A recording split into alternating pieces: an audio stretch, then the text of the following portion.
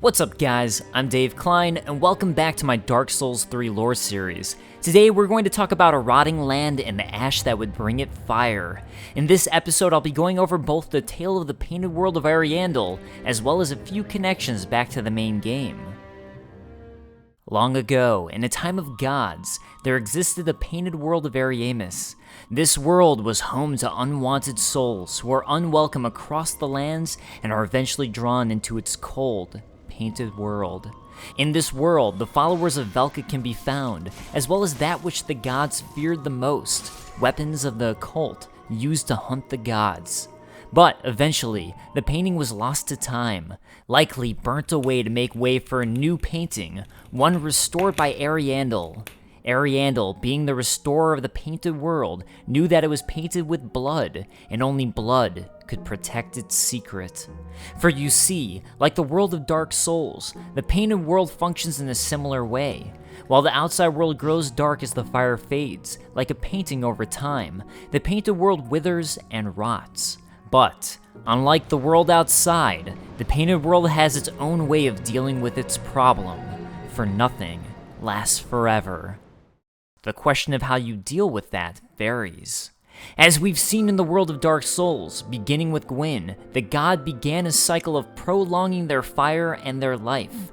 As the fire that sustains their era and way of life fades, a new Lord of Cinder is chosen to burn themselves away as kindling to the flame, and in order to prolong their way of life. However, in Dark Souls 3, we find Corvians scattered throughout, and in particular, a Corvian storyteller over the grave of the Ashen, preaching its tales. Staff of a heretic storyteller who shares tales of the painted world to forlorn souls. And what could be these heretical stories, but none other than the way of life and ideals of the painted world? O wondrous ash, grant us our wish. Make the tales true, and burn this world away.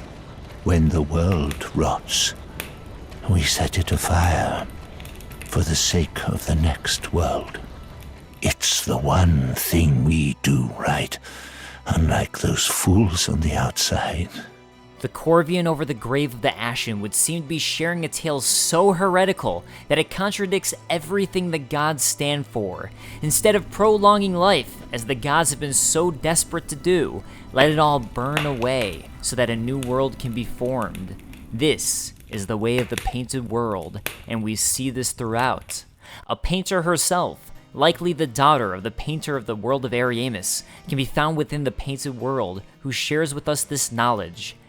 I wish to paint a picture of a cold, dark, and very gentle place. One day, it will make someone a goodly home. That's why I must see flame. As the painted world is created anew, it retains elements of its former self, possibly painted over the very same canvas from which it began. We also discover the painted world is created using that which the gods so fear, the very essence of the occult. I can almost see the flame. Soon, Uncle Gale will bring me the pigment. I wonder if he has found it. The dark soul of man.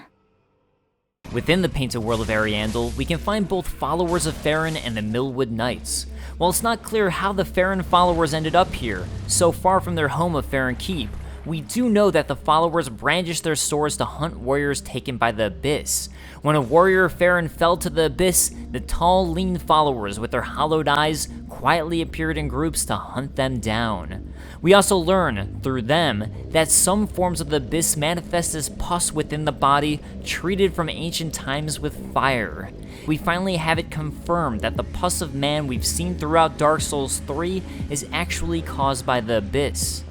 Unlike the followers, we do know how the Millwood Knights ended up in the painted world. It seems they were on an errand of some sort, and upon returning home, when the fabled Millwood Forest was discovered, it was a vacant ruin. The only thing left was the ethereal oak stood rotting.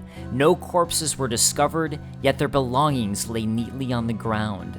It is strongly implied, to me, that this was caused by their sworn enemy, the Abyss Dragon. For long ago, when the Millwood Knights lost the forest they called home, they began a journey so long that even thoughts of their sworn enemy washed away, replaced by a vision of cold and brittle wood. These Millwood Knights were worshippers of the earth, and the Knights of Millwood would fight hand in hand with the earth itself.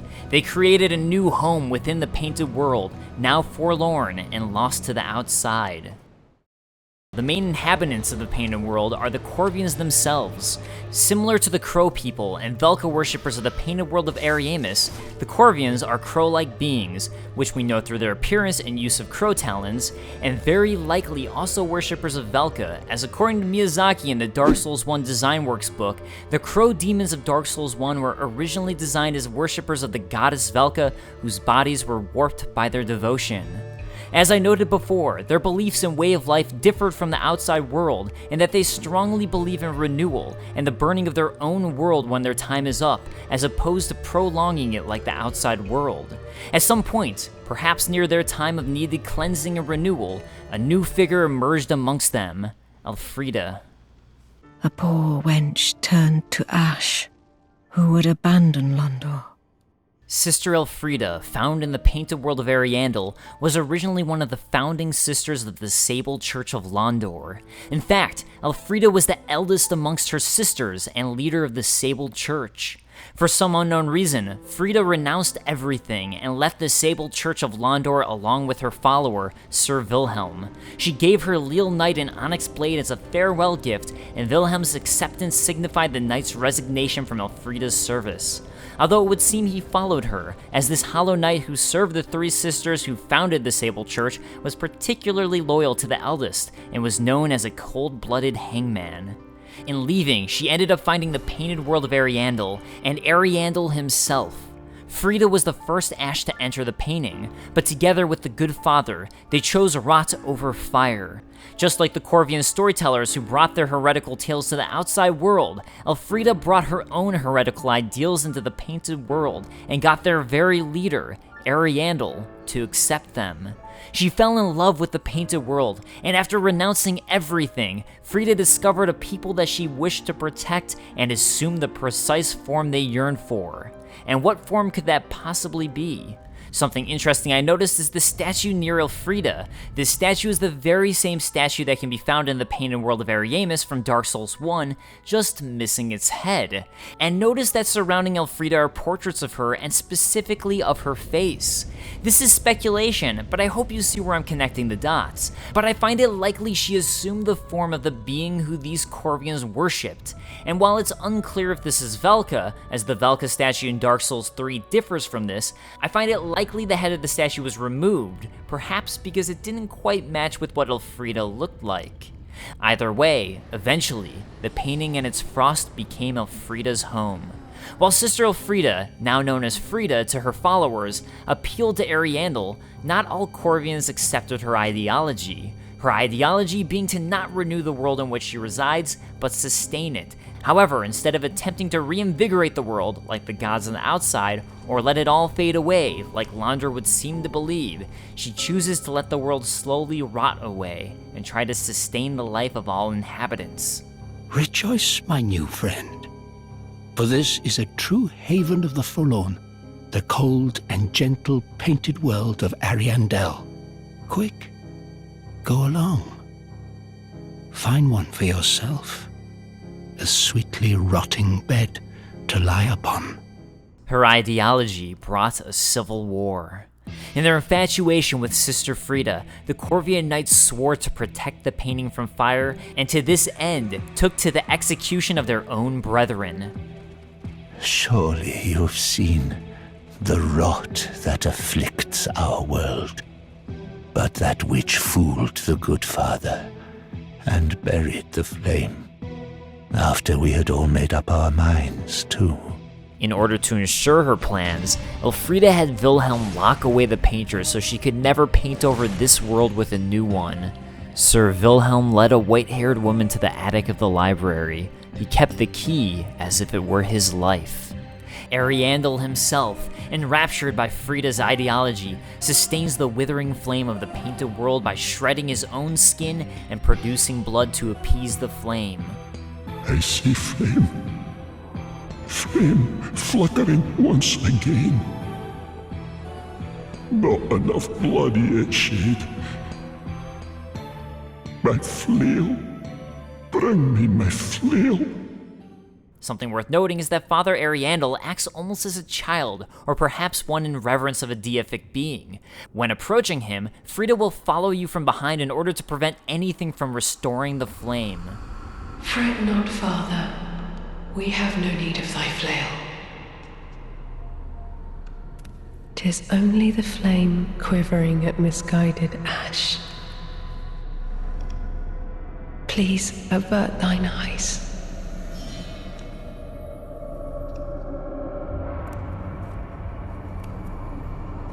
I will snuff out these ashes for good. And in being told to do so, we see him literally averting his eyes by covering them, either like a child or one who's listening to the commands of one who he deeply respects. And upon seeing her death,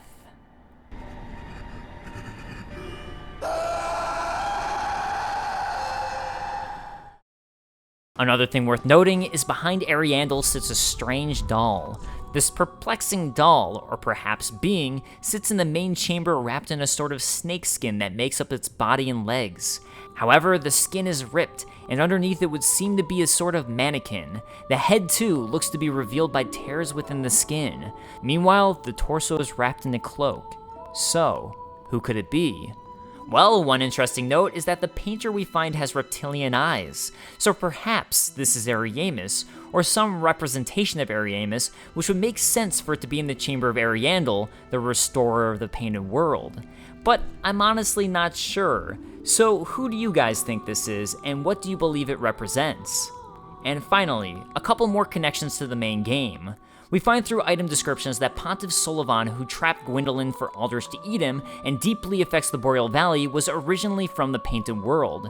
Sullivan was born and raised inside the painting, yet had little use for his frigid homeland since he had not yet experienced loss. Another point worth noting is something Sir Wilhelm tells the Ashen upon first meeting you. No bell tolls, and yet you've slipped into the painting. The point here is that no bell tolls line. This follows suit with what we've seen from the Untended Graves, where somehow the bell that was supposed to awaken the Ashen never occurred, yet it has in Firelink Shrine. This, in my opinion, further reinforces that Firelink Shrine isn't connected to the rest of the game, and is either some outside dimension created by Ludlith, or actually the future, with the entire rest of the game taking place in the past. Alright guys, that wraps up this Dark Souls 3 lore video. If you want to see more relating to what I discussed with Ludlith, check out my lore video on the story of Dark Souls 3 or my comedic Too Long Didn't Watch video relating to the story. For more content from me, you can check out my entire catalog of nearly 40 Soulsborne lore videos, or I'd ask you to check out my collection of comedic super shows, which feature multiple episodes on the Soulsborne series. And I'll see you guys next time. Peace.